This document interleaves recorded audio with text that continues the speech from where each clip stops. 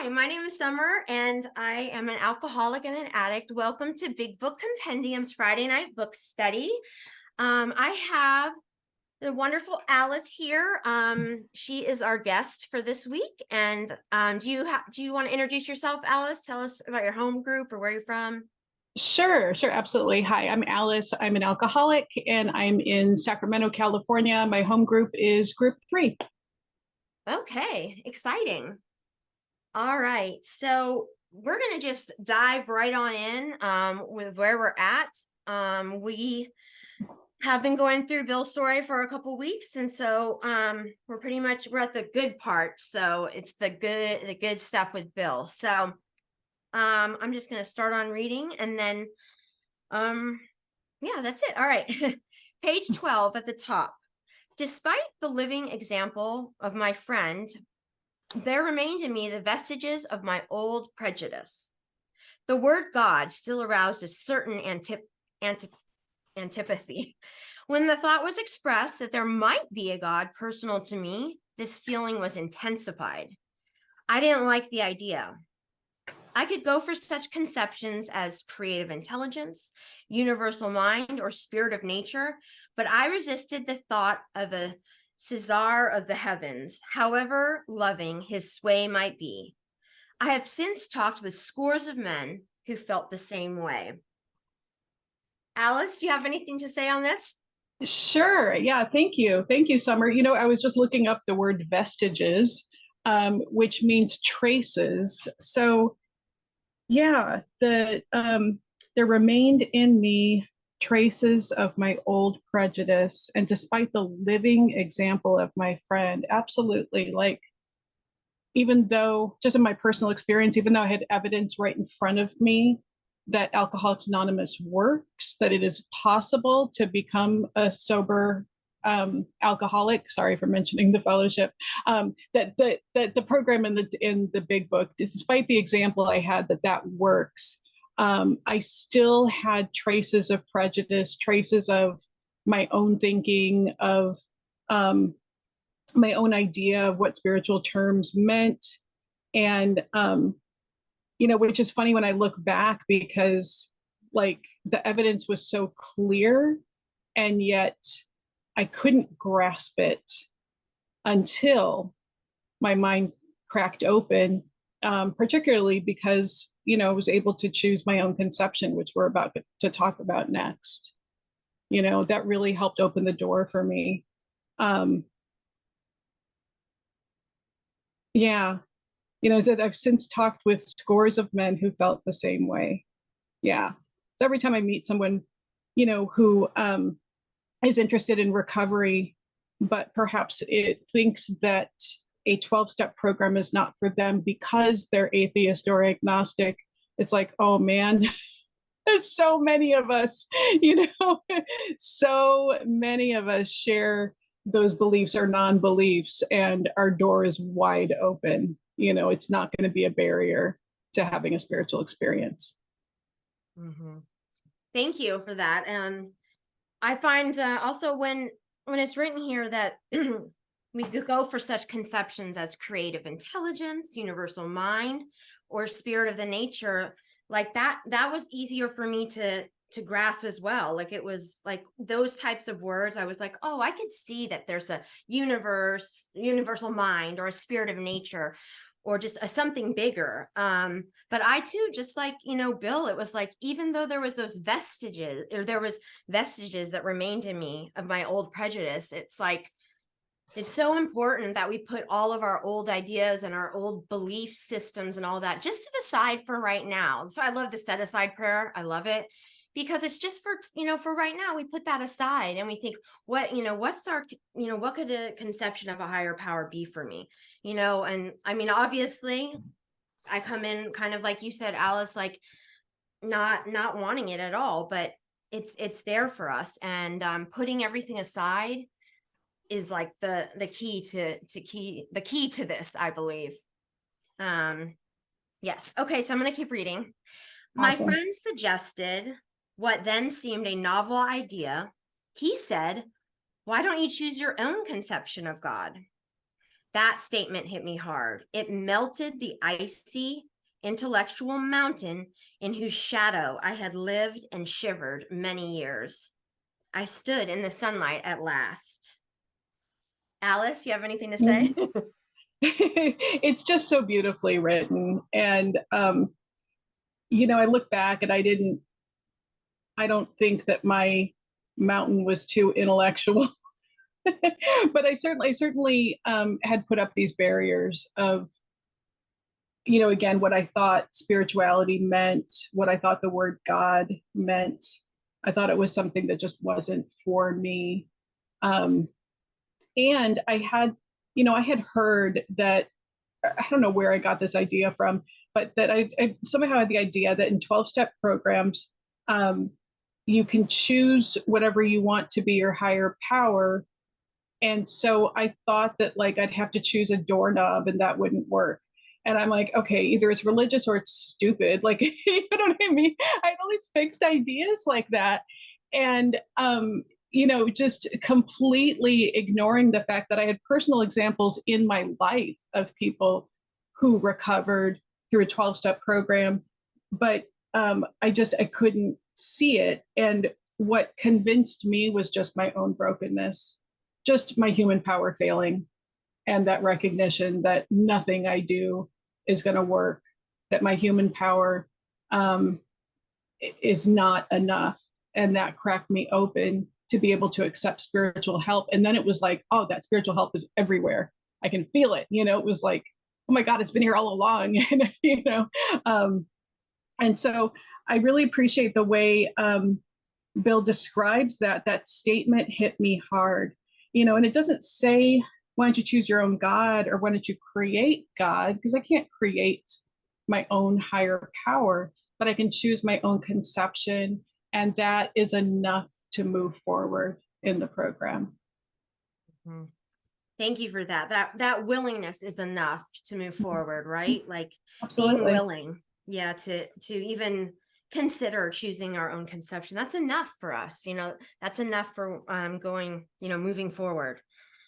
All right. So it squiggly writing, it was only a matter of being willing to believe in a power greater than myself. Nothing more was required of me to make my beginning.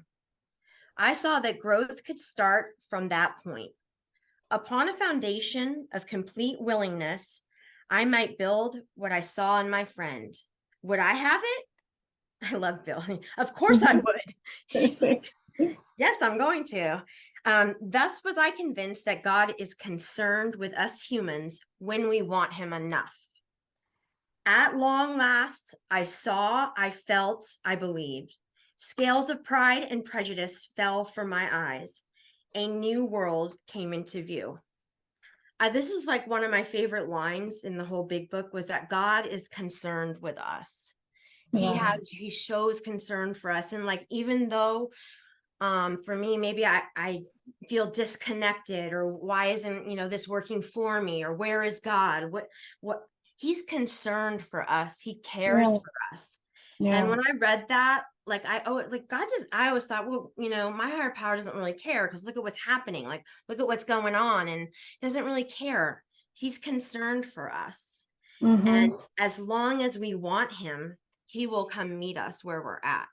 And I just love that. How about you, Yeah. Alice? Yeah, exactly. You know, absolutely. I had all these weird ideas as I described. Um, but when I finally came in, I just, I suddenly, it clicked that God is something to experience. It's not something for me to conjure up or try to figure out or even try to understand. Um, it's really an experience. And I'll share quickly that when I first came in, you know, this is totally irrelevant, but I'm a crazy cat lady. And the day that I finally surrendered, I showed up at a detox facility knowing that the day they let me out, I'm going to drink again. There's nothing I can do. There's zero hope. This is a waste of time. Those were the thoughts in my head. And they brought me back to my room, and there was a cat sitting on the bed. And something shifted in me where I felt like, oh, is this what people mean when they say God shots? Like, is this what people are talking about? And I have this overwhelming feeling of just surety that everything is okay. It's going to be okay. It's also okay right now. I'm in the right place. Like all these feelings came over me because it felt personal. It felt like it had been placed there for me. And I just cracked open and was like, all right, then. And what's funny, because thinking about this summer, when you talk about God is concerned with us, just a few days before that experience, I received an unexpected bonus in my paycheck at work that exactly covered the cost of the detox facility I was going to. And that should have been a God shot. That should have been like, oh my God, what a coincidence. And this is amazing. And, this came out of nowhere. But I didn't receive it that way. I was like, oh, cool, money. So I really think that God was like, okay, I tried sending her money and that didn't work. I'm going to send her a cat. Like, you know what I mean? And even these little coincidences that we might experience, even though you can explain it another way, if I receive it as God, then yes, it is. And I get to experience more of that. And it's just love and guidance that keeps getting stronger as time goes on. Um, and I love that, like, how excited Bill sounds when he's like, oh really, oh, it can be this simple, like I can start with this, growth can start from, yeah, of course I want it, yes please. Like the more simple we make this for the newcomer, the more accessible it is. Like really, you can get started with just this tiny little open mind, that is it possible there's something greater than you? Start there. And we can build from there. And so anyway, it's pretty exciting how miraculous this is. Mhm. Awesome. Thank you. All right. The real significance of my experience in the cathedral burst upon me. For a brief moment, I had needed and wanted God. There had been a humble willingness to have him with me, and he came. But soon the sense of his presence had been blotted out by worldly clamors, mostly those within myself. And so it had been ever since. How blind I had been. Alice, do you have anything to say on that? Sure, I do. Thank you, Summer. That reminds me of one of the lines from 55 where it says the consciousness of your belief is sure to come to you. It's like it's saying that his presence has always been here. um but where he writes, soon the sense of his presence had been blotted out by worldly clamors, mostly those within myself. So he's not saying that like God wasn't there, is that he couldn't sense him. His presence was already there, but he couldn't sense him because of the worldly clamors within himself. And yeah, I had that kind of thinking, which is pretty not uncommon for us to think that because of certain traumas that I experienced or things not going my way, then, you know, that then there can't possibly be a power greater than me, which is so, it's so common, but it's also, when I look back, I'm like, gosh, I was self-centered, to think that this power of the universe is supposed to work for me in the way I want them to. My preferences, my way, my plans and designs. Like, no, it doesn't have to work like that. It's love and guidance that I can tap into. But the real significance of my experience in the cathedral burst upon me. I think that's cool, that callback to the beginning of Bill's story. And it explains, why he put that in there, that he had a moment. He had some sort of spiritual experience, not an awakening, but he had some sort of experience when he visited that cathedral. He was moved by it. And then it's gone, fleeting and soon lost. How often can we do that? How blind I had been. Yeah. Mhm. Yeah, and with the worldly clamors, it's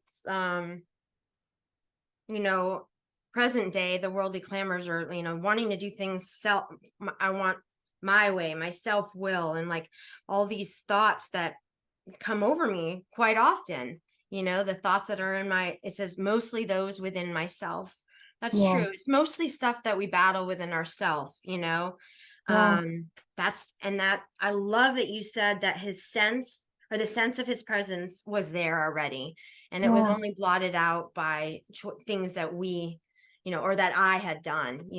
I was blocked, I guess. right, That's the right, term. Yeah. And right. it was within myself, and that's interesting because we think that we're going to find the higher power everywhere else outside of ourselves, but it's within ourselves, deep Yeah, inside. yeah, yeah, deep down inside. Um, Hmm. it, I had that thought too, that like, if I'm going to live on a spiritual basis, that means that I have to climb a mountain or do yoga or something, wonderful things, right? But like you were saying, Summer, I thought that this was somehow remote and I have to reach out for it when really it's within myself. Um, and and I've experienced so many examples of that, in myself and with other people, where we get to see these miracles, and it's like, oh man, that sense of this loving higher power has always been here. We've just unable to tap into it, unable to access it. Like the wording on where is it over in um, oh, I'm not gonna get the page number, but there's a line where it says like uh, we're able to build a relationship with and gain access to our higher power. I forget what page that's on, but there's a phrasing that talks about gaining access, and if I'm blocked by those worldly clamors, I'm blocked by my own self-centeredness, I don't have that easy access. Huh. Yeah. Yes. Beautiful. Okay. We're at the top of 13. At the hospital, I was separated from alcohol for the last time. Treatment seemed wise, for I showed signs of delirium tremens. There, I humbly offered myself to God, as I then understood him, to do with me as he would. I placed myself unreservedly under his care and direction. I admitted for the first time that of myself I was nothing, that without him I was lost. I ruthlessly faced my sins and became willing to have my newfound friend take them away, root and branch. I have not had a drink since. I just love this. This is, step 3 and step 6 and 7 here. Like, again, we place ourselves unreservedly under his care and direction. Our higher power is concerned and cares for us, and the direction that, that's just beautiful to me. I get all teary about his care and how much he's concerned for us, and the little things and the details, like with what you just, were explaining, the cat on your bed. Yeah. Do you have anything to say on this, Alice? Um, yeah, as I thank you, Summer. I looked up unreservedly just for out of curiosity. It says completely, totally, without holding anything back. Mm. So that's big. And when I came in, you know, I'm grateful that I had that gift of desperation where I wasn't holding anything back. It didn't occur to me. I didn't have it in me to fight or argue or try to, negotiate which steps I would take, Um, and thank you. Someone identified in the chat, and the line I was looking for is on page 50. It's in the middle of the page where it says, on one proposition, however, these men and women are strikingly agreed. Every one of them has gained access to and believes in a power greater than himself. Isn't that cool? Mhm.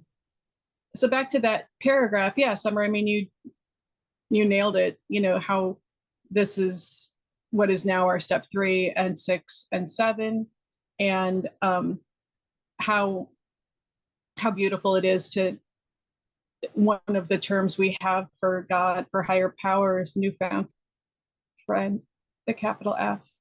Mhm. To take those defects away, root and branch. The root of all my defects is self-centeredness.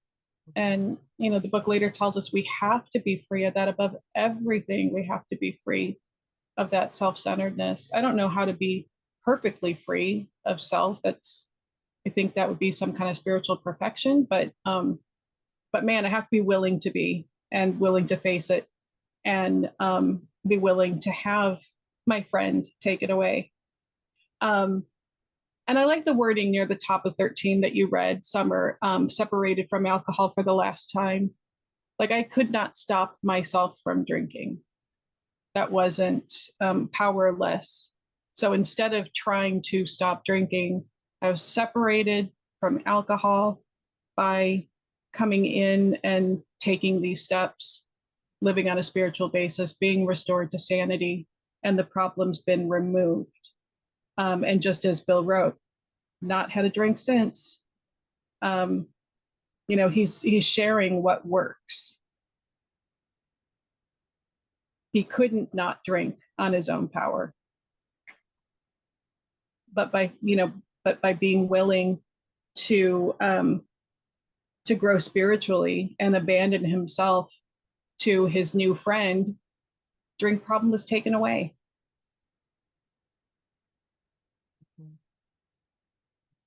Yeah, I also when I found out that 6 and 7 like really had nothing to do with me doing something, like how do I get my defects to go away? Like what exercises, what affirmative, things I have to say in the mirror, please help me.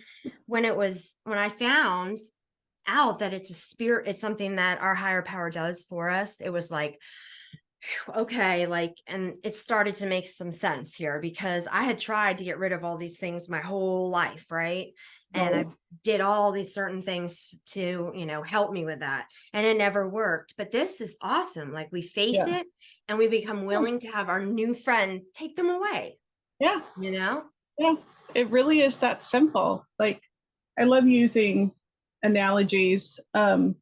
And if you know, like those little kicker Kong toys that a dog or a cat can play with, where they simultaneously hold on to it and kick it at the same time. And that's how I was with my character defects until I actually practiced these steps. I'm like, oh, why is this not going away? But I'm also holding on to it. Of course, it's not going anywhere. But by being willing to change, seeing how objectionable my behavior had been, and asking God to remove those defects, I'm not working on myself. That's God's job. I show up and I'm willing. And it's none of my business. Sometimes those defects can be used, to be helpful to somebody. And sometimes I think what's an asset is not. So it's like not for me to try to analyze or figure out. It's for me to show up and be willing. That's good. I love that insight. Thank you for that. All right, moving on to the middle of page 13. My schoolmate visited me, and I fully acquainted him with my problems and deficiencies. We made a list of people I had hurt or toward whom I felt resentment. I expressed my entire willingness to approach these individuals, admitting my wrong. Never was I to be critical of them. I was to write all such matters to the utmost of my ability, which I guess is making all of our amends, not just some of them, making all of our amends. And we're seeing step 4 and 5, and then the willingness to approach the individuals 8 and 9 and doing Yeah. it. Yeah. What do you think, Alice? I think it's awesome. Like, and it's so quick. Like, we know that Bill went through this process while he was in the hospital detoxing. Um, Thinking about others, making amends to people was the last thing on my mind when I was detoxing, so it is like it's evidence of Bill's transformation that that he's thinking of that in that moment, as well as, and I know our fourth step talks about this, like in the fourth step in the big book, it talks about being willing to make amends, plants that seed for step 8. And we often think of it as just a completely separate process, but to write down this, making a list of the people he had hurt or toward whom I felt resentment, and expressing his entire willingness to approach these individuals, admitting I'm wrong to the people I resented because I think they hurt me, and never to be critical of them. That's a huge shift. And yet we can experience it pretty quickly. We're looking at the world totally differently. And that's what the process did for me. Like all the people that I thought were villains in my life, they hurt me and blah, blah, blah. I get to see, oh my goodness, I hurt them. And yeah, I owe them an amends, not the other way around. Yeah. Mm-hmm. Yeah, I love that shift because I mean, how many times did I go through to step 4 and I do all my resentments, but I never made that realization, that shift where it's like perhaps these are spiritually sick people as well, or and to never be critical of them. That's judgment, and that's another that's probably going to be an amends of some sort. So yeah, and what was else? I think that's all. Okay. I'm going to keep reading. I was to test my thinking by the new God consciousness within. Common sense would thus become uncommon sense. I was to sit quietly when in doubt, asking only for direction and strength to meet my problems as he would have me.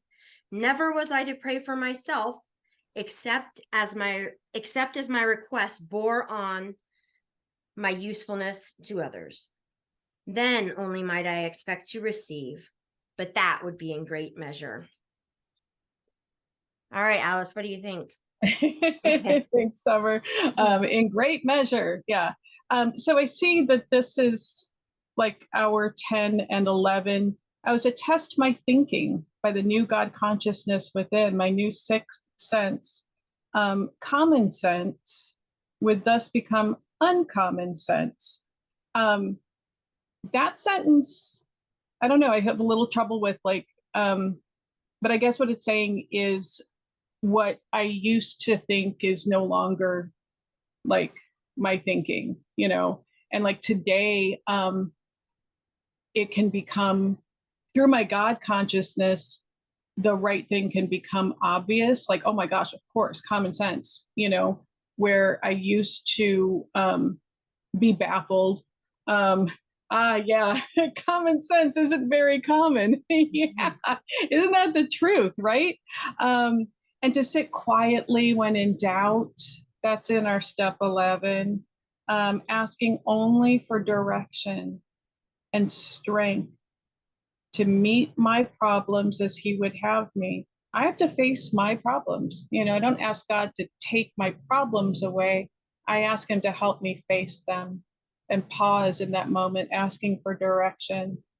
Never was I to pray for myself, except as my requests bore in my usefulness to others. And our step 11, like praying for the knowledge of God's will and the power to carry it out, that isn't praying for myself. It's praying it's praying for strength and direction.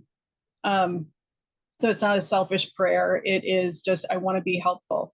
And oh my goodness, yeah. I mean, we know like what we get to receive in return is like beyond what I expected. Mm-hmm. Beyond my wildest dreams. Which when I first came in, I'm like, oh my God, that sounds so corny, but it's true. It's really true. Mm-hmm. Yeah, and the common sense would thus become uncommon sense for me. I think of it like a lot of the paradoxes that are in this program, and the things that, as before in my old life, I thought surrendering was like a weak thing. But like the new concept, the new common sense is that surrender means strength, and and things that I thought, it's like the old ideas again. It's the old ideas that were ingrained in our minds, in our brain, literally, that becomes gone, and now there's a new idea.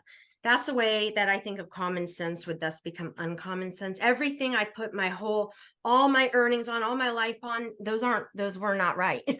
I was not right.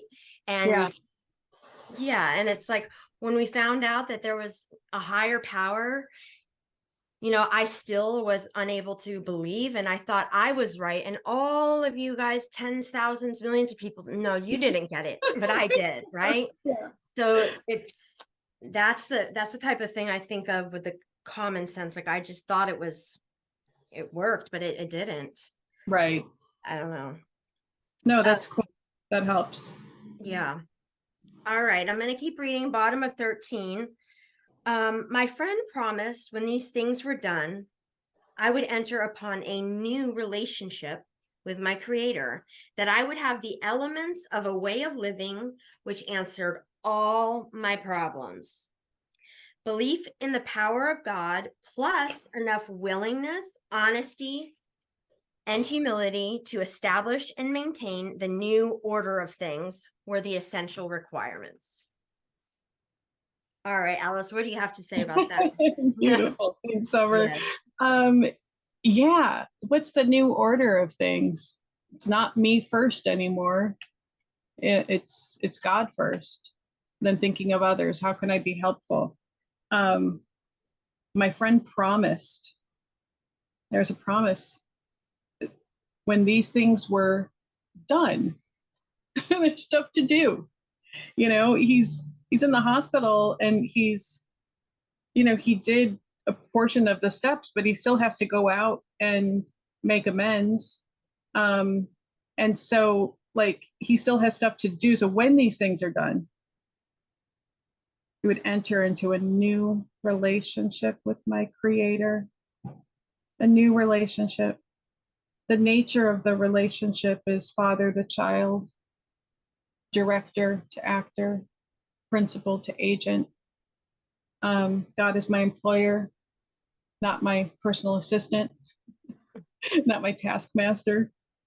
And then we do have the elements of a way of living to answer all my problems. Any perceived problem that I have today is answered through connection with God, guidance that I can receive from God.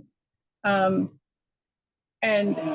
he mentions the willingness, honesty, humility. Willingness had to come first. Like, I didn't walk in the doors honest. I didn't know how to be, like it says in the doctor's opinion, I couldn't tell the truth from the false. And so the steps enabled me to see my dishonesty and be free of it, so that I can then behave in an honest way. But the willingness had to come first.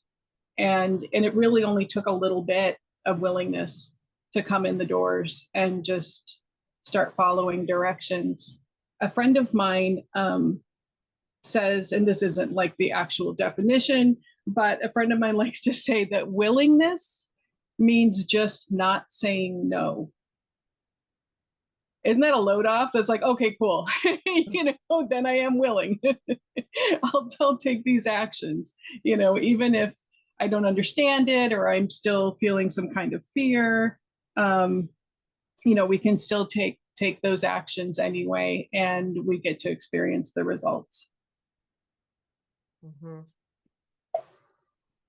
And the humility, recently I looked up the word in the dictionary from 1939, and it said freedom from pride.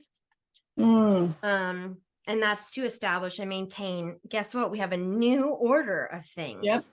So, like we were talking about before, like, common sense is going to become uncommon sense. The new order is now not me first, like you said. It's right. others first. And yeah, so those were the essential requirements. All right, top of 14. Simple but not easy. A price had to be paid. It meant destruction of self-centeredness. I must turn in all things to I must turn in all things to the Father of light, who presides over us all. These were revolutionary and drastic proposals, but the moment I fully accepted them, the effect was electric. There was a sense of victory, followed by such a peace and serenity as I had never known. There was utter confidence. I felt lifted up, as though the great clean wind of a mountaintop blew through and through. God comes to most men gradually, but his impact on me was sudden and profound. I can't help but sometimes get jealous when he tells his, white light experience and how it was just was like for him. But God comes to most of us in the educational variety is how we receive the spiritual awakening and this, able to see clearly. Would you agree, Alice? Oh, yeah. But here's something like even the educational variety can happen over just a few months. Mm-hmm. The spiritual appendix in the back, makes reference to that. And so that's still pretty darn quick. And we get to grow spiritually each day. We're never done, but yeah, his experience is pretty profound. And it's just so cool that the moment he fully accepted them, something happened. And there's other references to that in the book, like that guy Fred who drank at the end of A Perfect Day. He had this curious feeling. It's over on 42. Where is it? The moment I made up my mind to go through with the process, I had the curious feeling that my alcoholic condition was relieved, as in fact it proved to be. So it's like that moment. And that's pretty intense. I will share that I did have a bright light experience that I can't describe. I can't explain it. Something happened. I was about 2 weeks sober, and something happened, and it wasn't earned. It wasn't and really what it brought to me was like a rock solid faith that God is, that's the source, and it's love. And I still remained pretty self-centered and still had a lot of work to do. It didn't create a total transformation in my attitude towards others. It just gifted me this faith that okay, I know what I'm seeking and I'm going to continue to seek it. And I had more transformations along the way. And I don't think that I really had the entire psychic change in that moment, but it was an unexplained bright light phenomenon that gifted me with this sudden oh my goodness, God is real. And it was that exact moment that the thought of drinking was lifted right out of me. And I thought that would always be with me.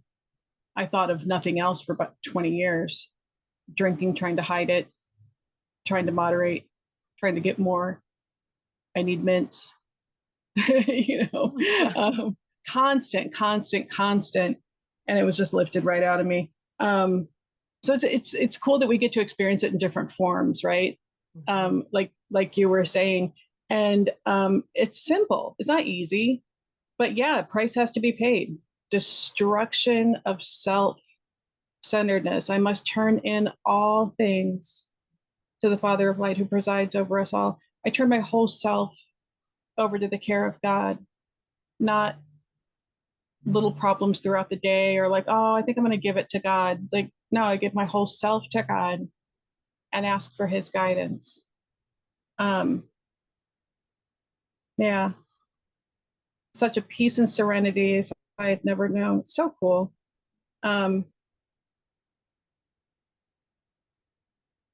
Anyway, I, I was going to babble, so I'll let you read, Summer. Thank you. Okay.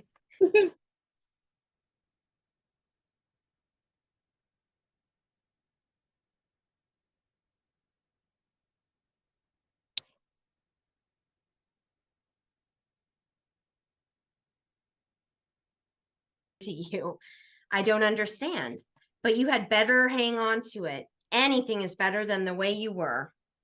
The good doctor now sees many men who have such experiences. He knows that they are real. Alice? Yes. Oh my goodness. How cool is it that little Dr. Silkworth is like, okay, I don't understand, but hang on to it. Like this, I know what happened to you isn't medical in nature. I can't explain it. I can't explain it through science, but okay, hang on to it. The humility of Dr. Silkworth to recognize that something has happened to a patient that wasn't of his own doing, and encourage him to hang on to it is pretty cool. And that, that he knows that they are real. Hell yeah. He got to witness more examples of that. I love, yeah, reading about Dr. Silkworth in this, and also just in other parts of the book. It's like he, not being an alcoholic, but watching the real alcoholics come in and out, and like him having this like heart for us, that is just like amazing. And he, he has to show some humility. He doesn't, he has no idea what this means, and he has no idea how to medically explain it. That's what, doctors explain things in medical terms, and when they can't explain it, it's like, a phenomenon. So I love the place that Dr. Silkworth plays in our whole, the coming of AA and just everything. And now he sees many men who have such experiences. So yeah. While I lay in the hospital, the thought came that there were thousands of hopeless alcoholics who might be glad to have what had been so freely given me. Perhaps I could help some of them. They, in turn, might work with others.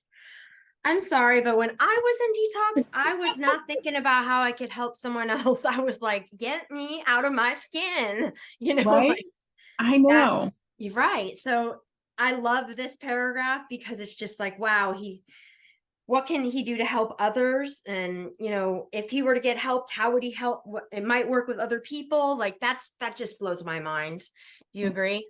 Absolutely. That sense of, I think that is really Bill's spiritual experience right there. Because yeah, the clean wind off a mountaintop is cool, but to be in detox and to think of helping others who can help others, which on the one hand might be seen as grandiose, like I'm going to help others and they're going to help others and they'll help others, but it's what happened. And he's thinking about the multitudes of people that he can pass this on to. And but that same sense of like knowing that we have to help others and feeling a sense of like responsibility and urgency towards it is echoed in other places throughout the book.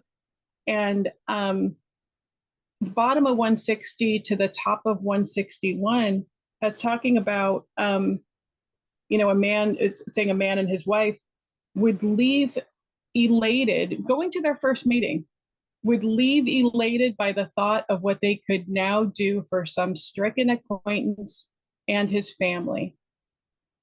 I did not leave my first meeting elated by the thought of helping others.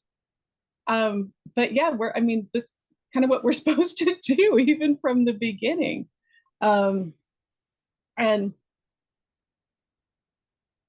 yeah, and who might be glad to have what had been so freely given me. Yeah. Very glad to have it. Where would we be? Where would we be without this experience? Yes. All right. Um, reading on, my friend had emphasized the absolute necessity of demonstrating these principles in all my affairs. Particularly was it imperative to work with others as he had worked with me. Faith without works was dead, he said, and how appallingly true for the alcoholic. For if an alcoholic failed to perfect and enlarge his spiritual life through work and self-sacrifice for others, he could not survive the certain trials and low spots ahead. If he did not work, he would surely drink again.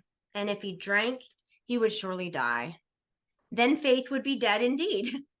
With us, it was just like that. Yeah. I mean, it says the absolute necessity of demonstrating these principles in not just my affairs in AA, not just my affairs with my friends from AA or at work, in all my affairs. And it's very particularly imperative that we work with others, other suffering alcoholics, because Yeah. from the get-go, it says right from the beginning, you know, that's where we're able to step out of self and maybe call other alcoholics or answer the phone. Like that was a big thing for me. I don't want to answer the phone. So, but now I'm answering the phone, you know, and reaching out. Yeah. Yeah. Yeah. I mean, this paragraph is like, man, I mean, it's so good. You can't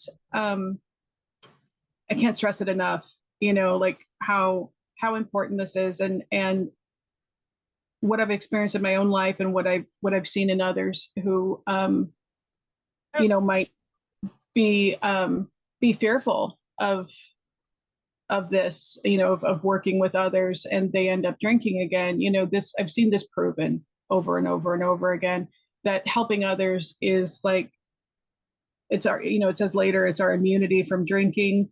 Um, and yeah, it's also a promise that there are going to be certain trials and low spots. Like that's everybody's life. We're going to experience that. And here's how we get through it, you know, through work and self-sacrifice for others. And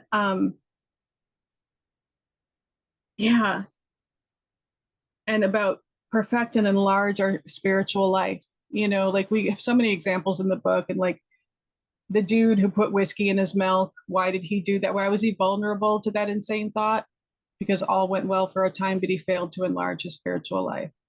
The point is, we are willing to grow along spiritual lines. If we wish to grow, we had to start somewhere, like over and over and over again in the book. It talks about this. And when I first came in, the idea of growing spiritually, again, I thought it was some kind of remote, difficult thing, like impossible, or like I have to be a saint somehow, or like just and yet it's so doable. God doesn't make it hard on us. Beautiful.